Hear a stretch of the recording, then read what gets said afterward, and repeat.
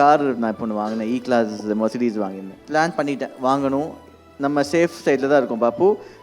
நம்ம சம்பாதிக்கிறதுலேருந்து பாதி தான் நம்ம இஎம்ஐ வச்சுருக்கோம் அப்படின்னு நான் போய் பிளான் பண்ணி நான் போய் சொல்கிறேன். அப்போது பாப்பு வந்து ஃபஸ்ட்டு ஒத்துக்கலை, வேணாம் காரில் போய் போட வேணாம் பாப்பு அவ்வளோ காசு அப்படின்னு.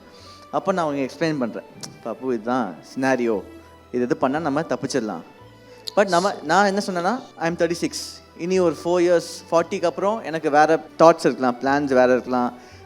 நம்ம வந்து இது லைக் கார் இது ஓட்டணும்னு எனக்கு அப்போ ஆசை வராமல் இருக்கலாம், குழந்தைங்க எஜுகேஷன் பற்றி யோசிக்கலாம். ஸோ இந்த ஏஜ் வந்து நம்ம மிஸ் பண்ணிடுவோம் பாப்பு.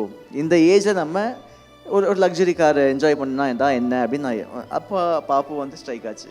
கரெக்ட் பாப்பு, நீங்கள் சொன்ன மேட்ரு கரெக்ட், லெட்ஸ் பை அப்படின்னோடனே அங்கே புள்ளியா சொல்லி போட்டு ஸ்டார்ட் பண்ணது. ப்ளஸ் அவங்க வந்து அம்மா அண்ணன் எல்லாருக்கிட்டையும் வீட்டில் வந்து ஒரு வாட்டி டெசிஷன் கேட்பாங்க, இந்த மாதிரி முடிவு என்ன சொல்கிறீங்க அப்படின்னு எல்லாரும் கேட்டுக்குவாங்க எல்லா டெசிஷன்ஸுமே. அது எப்போவுமே நோ வராது.